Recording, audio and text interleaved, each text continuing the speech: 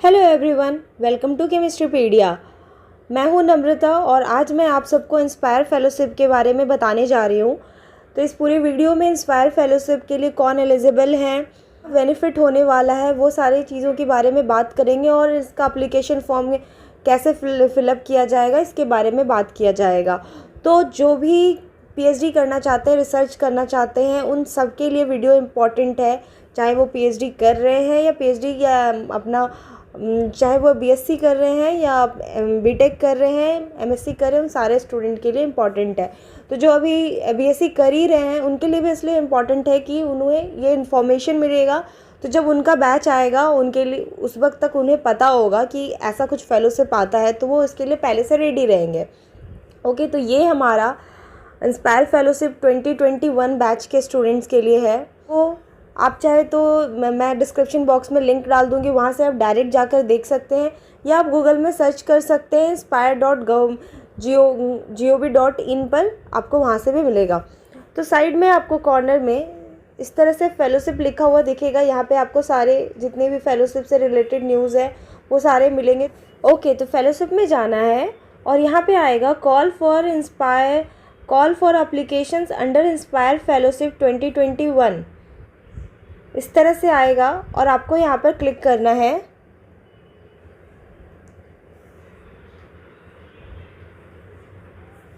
उसके बाद आपको ये डाउनलोड करने के लिए फ़ाइल बोलेगा, आपको उसे डाउनलोड करना है।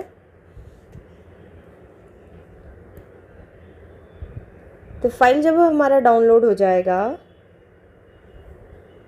आपको ये पीडीएफ फाइल भी मैं डिस्क्रिप्शन बॉक्स में डाल दूँगी, तो आप वहाँ से भी डायरेक्ट आप देख सकते हैं सारा डिटेल। और एक बार फॉर्म फिलअप करने से पहले इस जितने भी इंफॉर्मेशन है आप वीडियो अच्छे से देख लो और एक बार खुद भी रीड कर लो कि क्या लिखा हुआ है। उसके बाद ही आप हो कि कंफर्म हो कि आप इंस्पायर फेलोशिप के लिए अप्लीकेबल हो और आप अप्लाई कर सकते हो।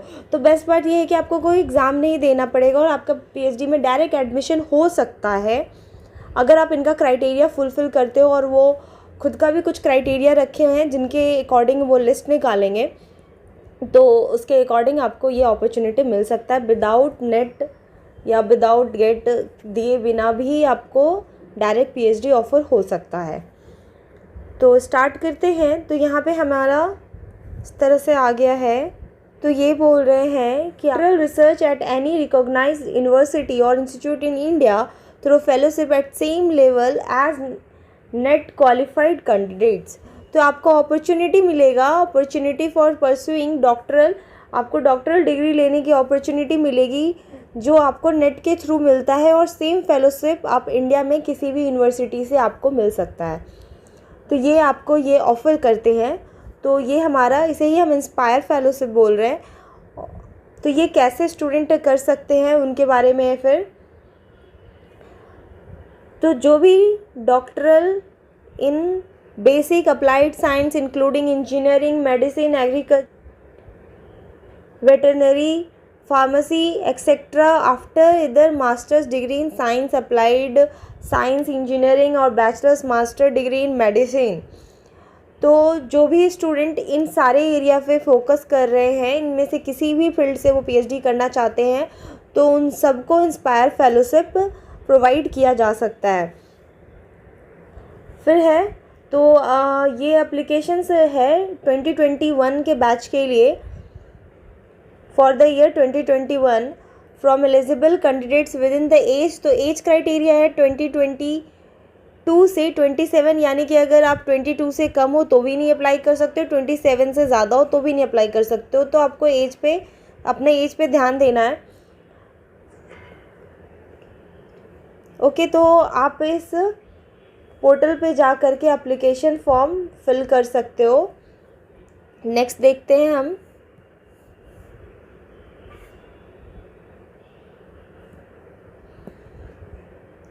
तो अब बात करते हैं एलिजिबिलिटी के लिए। तो आप ये जान गए इंस्पायर फेलोशिप क्या है हमारा। तो ये नेट के भी इक्वल हमें फेलोशिप देगा, कोई डिफरेंस नहीं है। और आपको 5 साल तक फेलोशिप प्रोवाइड की जाएगी। जितने भी मतलब यूनिवर्सिटी है इंडिया में, वहाँ पे किसी भी तरह का मेडिकल साइंस हो या फिर इंजीनियरिंग हो या फिर बेसिक साइंस हो, अप्लाइड साइंस हो, किसी भी फील्ड में अगर आप करना चाहते हो, science related, engineering, technology, medicine, medical science और बेसिक साइंस, इससे रिलेटेड आप करना चाहते हो तो उसके लिए फेलोशिप प्रोवाइड करती है। तो एलिजिबिलिटी है हमारा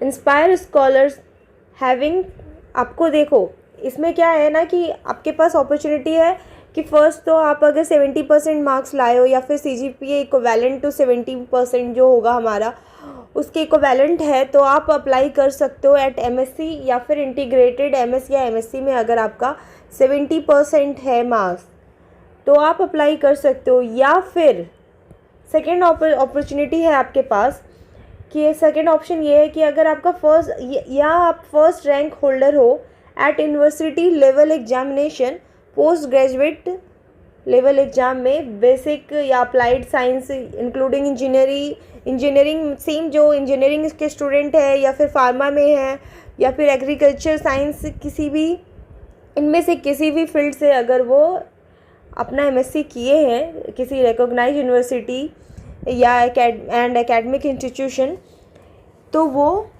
वहाँ पे अगर फर्स्ट रैंक होल्डर है तो वो इस फॉर्म को भी अप्लाई कर सकते हैं। अब बात है कि फर्स्ट रैंक होल्डर, यहाँ पे एक और लिखा हुआ है एट यूनिवर्सिटी लेवल में वो फर्स्ट रैंक होल्डर होने चाहिए अपने ग्रेजुएट।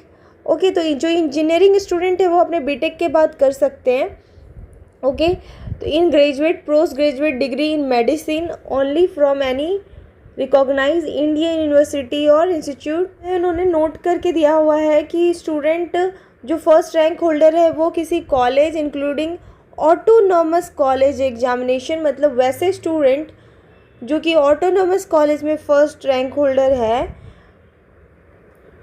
या फिर वो डिस्टेंस एजुकेशन मोड से फर्स्ट रैंक होल्डर हैं या फिर वो किसी स्पेशलाइजेशन जो MSc में जैसे क्या होता है कि हमारा स्पेशलाइजेशन दे दिया होता है कि आप इनऑर्गेनिक केमिस्ट्री या ऑर्गेनिक केमिस्ट्री या फिर किसी स्पेसिफिक किसी टॉपिक से आप स्पेशलाइज़ किए हो। बहुत कॉलेजेस में ऐसा होता है बहुत जगह के, तो वहाँ वैसे स्टूडेंट अप्लीकेबल नहीं है इंस्पायर फेलोशिप के लिए, आर नॉट एलिजिबल। तो आप एक बार ये अप्लाई करने से पहले देख लेना कि इससे पहले कि आपको ऐसा लगे कि हाँ मुझे रिजेक्ट किया गया, नहीं, पहले आप देख लो कि आप फर्स्ट रैंक होल्डर अगर आप किसी ऑटोनॉमस कॉलेज में हो तो भी आप अप्लाई नहीं कर सकते हो, और अगर आप डिस्टेंस मोड से किए हो तो भी नहीं कर सकते हो, या फिर आपका कोई स्पेशलाइजेशन है तो भी नहीं कर सकते हो। यानी कि आप जैसे बहुत सारे कॉलेज किसी एक यूनिवर्सिटी के अंदर आते हैं तो वहाँ अगर आपका फर्स्ट रैंक होल्डर है तो आप इसके लिए एलिजिबल हो। तो या तो आपका 70% मार्क्स होना चाहिए एवं या तो फिर आपका फर्स्ट रैंक होल्डर होना चाहिए किसी यूनिवर्सिटी लेवल एग्जामिनेशन में। ओके, तो फिर नेक्स्ट है, तो जो इंडियन सिटीजन्स हैं वही एलिजिबल है सिर्फ इसके लिए। और ये जो फेलोशिप है ये हमारा 2020 और 2021 आर एलिजिबल, यानी कि जिन्होंने 2020 में पास आउट किया है वो भी एलिजिबल है और 2021 वाले भी एलिजिबल है, दोनों ईयर वाले एलिजिबल है, दोनों बैच वाले अप्लाई कर सकते हैं इस फॉर्म के लिए। तो आप दोनों के लिए इम्पॉर्टेंट है। The student who are already enjoying सी, तो और कौन नहीं फिलअप कर सकते हैं, जो ऑलरेडी SRF फेलोशिप ले रहे हो या किसी प्रोजेक्ट के पोजीशन में है या JRF में ऑलरेडी इनरोल्ड है तो वो इसके लिए अप्लीकेबल नहीं है। तो finally selected student for inspire fellowship against the previous advertisement need not to apply again. Okay, तो जो ऑलरेडी पहले अप्लाई कर चुके हैं वो दोबारा अप्लाई नहीं कर सकते इंस्पायर फेलोशिप के लिए, ये यहाँ पे क्लियर किया हुआ है। ओके, तो 1000 inspire fellowship to be offered, तो 1000 स्टूडेंट ऐसे होंगे जिनको ये इंस्पायर फेलोशिप 2021 के जो फॉर्म निकाला हुआ है ये उन्हें मतलब इनके पास 1000 फेलोशिप से जो 1000 स्टूडेंट को दिया जा सकता है, दोनों बैच के स्टूडेंट्स को। तो ये मैक्सिमम पीरियड, तो आपका फेलोशिप का मैक्सिमम पीरियड होने वाला है 5 ईयर्स, मतलब अगर आपका 4 ईयर्स में PhD कंप्लीट होता है तो आपको 4 ईयर्स तक फेलोशिप मिलेगी या आपके मैक्स टू मैक्स 5 ईयर्स तक फेलोशिप मिलेगा। और नेट जो CSIR नेट भी हमें प्रोवाइड करता है वो मैक्सिमम 5 ईयर्स के ही फेलोशिप प्रोवाइड करता है। उसके बाद अगर आपका PhD कंप्लीट नहीं हुआ है तो भी वो फेलोशिप नहीं देंगे। तो सेम रूल इसके लिए भी अप्लीकेबल है।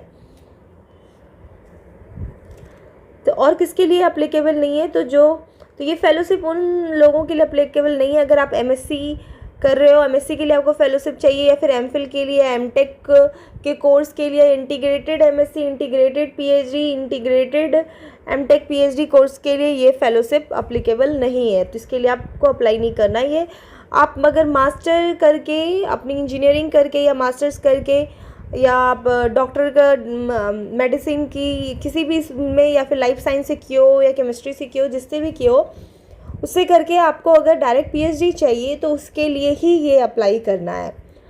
हाउ टू अप्लाई, तो आपको अप्लाई कैसे करना है, आप हमें देखना है अप्लाई कैसे करना है। तो आपको इस लिंक पर जाना है, ठीक है। तो ये जो एप्लीकेशन है ये ऑनलाइन मोड ही है। यहाँ पे आपको लिंक पे जाना है इस पोर्टल के, और वहाँ से आपको एक रजिस्ट्रेशन, आपको रजिस्टर करना है। तो जो हमने देखा था फर्स्ट में, तो उसके इस साइड में हमारा साइन इन करने के लिए था, नीचे रजिस्टर करने के लिए था। वहाँ से जाके आपको रजिस्ट्रेशन करना है और उसके बाद आप एप्लीकेशन फॉर्म फिल करना है। तो एप्लीकेशन फॉर्म में आपको क्या क्या ज़रूरत है वो सारा डिटेल यहाँ दिया हुआ है। ओके, तो ये कह रहे हैं please read guidelines available on the portal carefully before submitting the application. तो एप्लीकेशन सबमिट करने से पहले आप ये सारा जो भी डिटेल है जो मैंने बताया, या फिर आप खुद भी पहले एक बार अच्छे से इसे पढ़ लो, उसके बाद ही आप अप्लाई करो, ये ऐसा कह रहे हैं। तो आपको पहले ये पूरा जो ये पीडीएफ है आप वहाँ से डायरेक्ट डाउनलोड करो, या फिर वीडियो के डिस्क्रिप्शन बॉक्स में से जाके डाउनलोड करो, और पहले एक बार इसे अच्छे से पढ़ लो। उसके बाद आप रेडी हो कि हाँ इसे अप्लाई करना है, और आपको क्या क्या एप्लीकेशन फॉर्म में लगने वाला है आप वो यहाँ से जाकर देख सकते हो। तो documents required along with application, तो क्या क्या डॉक्यूमेंट चाहिए, तो आपको पहले से रेडी रखना है। आपको पासपोर्ट साइज़ फ़ोटो चाहिए, क्लास 10 मार्कशीट या क्लास 10 का सर्टिफिकेट जो कि आपका डेट ऑफ बर्थ प्रूफ कर रहा हो, ये चाहिए आपको। ये सारा मैंडेटरी है। Marksheet for educational qualification like 12th UG PG, ये सारा आपको चाहिए। ओके, फर्स्ट रैंक सर्टिफिकेट, अगर आपने फर्स्ट रैंक सर्टिफिकेट आपको जो भी यूनिवर्सिटी प्रोवाइड कर रही है वो आप वो भी उसे भी आपको देना होगा यहाँ पर। अगर आप एम्प्लॉय हो तो आपको अपॉइंटमेंट लेटर देना है। ओके, तो जो नहीं है एम्प्लॉय उनके लिए नहीं है। If already enrolled in PhD, अगर आप ऑलरेडी पीएचडी में इनरोल्ड हो तो आपको ये सारा देना पड़ेगा। इन सब का पीडीएफ और साइज़ कितना होना चाहिए पीडीएफ का, ये सारा इन्होंने प्रोवाइड किया है डिटेल, तो आप यहाँ से जा कर के देख सकते हो। ओके, अगर आप इनरोल नहीं हो पीएचडी में तो फिर आपको क्या करना है। ओके, तो आपको एक रिसर्च प्रपोजल रेडी रखना है, आपको वो चाहिए जो यहाँ पे फॉर्म के टाइम में आपको बॉक्स में फिल करना होगा। आप उसके लिए आप पहले से एक रिसर्च प्रपोजल तैयार करके रखना। ओके, और आपको कहाँ से करना है, वो 3 यूनिवर्सिटी का प्रेफरेंस आपको देना होगा, या इंस्टीट्यूट का प्रेफरेंस देना होगा, और सुपरवाइज़र का भी देना होगा। तो ये सारा डिटेल आप पहले से रेडी रखना फॉर्म भरने के लिए। और फॉर्म का लास्ट डेट आपका 31 मार्च है 2022। तो इससे पहले आप ऊपर के जितने भी बेसिक हैं जो हमें चाहिए, जो किसी भी फॉर्म के लिए चाहिए होता है, तो ये तो आपके पास ज़रूरी होगा, ये तो आप रेडी ही रखोगे। ओके, बट अगर आप ऑलरेडी पीएचडी नहीं कर रहे हो तो आपको ये पहले से तैयार रखना है फॉर्म भरने। तो फॉर्म फिल करने से पहले आप प्रपोजल रेडी रखना। एक बार रिसर्च कर लेना कि कौन से यूनिवर्सिटी से करना है आपके लिए, कौन से आपको रिसर्च एरिया से करना है, उसके अकॉर्डिंगली कौन सुपरवाइज़र होने चाहिए, वो सारा आप एक बार पूरा क्लियर कर लो, उसके बाद ही फॉर्म फिल करो। तो डेट है, अभी डेट है, काफ़ी डेट बचा हुआ है, लेकिन आप पहले ही रेडी रहो सबके लिए। तो 31 मार्च आपका लास्ट डेट है, इसे आप ध्यान रखते हुए इस फॉर्म को करो।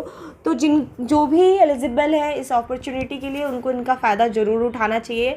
आप फॉर्म भरो और देखो, अगर आपको ये चांस मिलता है तो बहुत ही सही है, आपको डायरेक्ट एडमिशन मिल जाएगा और आपको फेलोशिप भी प्रोवाइड की जाएगी। तो जो भी स्टूडेंट जिनका फर्स्ट रैंक है या वो 70% से एबव हैं, तो वो इस फॉर्म के लिए ज़रूर फॉर्म फिल करें। ओके, तो आपको अगर ये इन्फॉर्मेशन अच्छी लगी है तो मेरी वीडियो को लाइक करें, चैनल को सब्सक्राइब करें और शेयर करें। Thank you.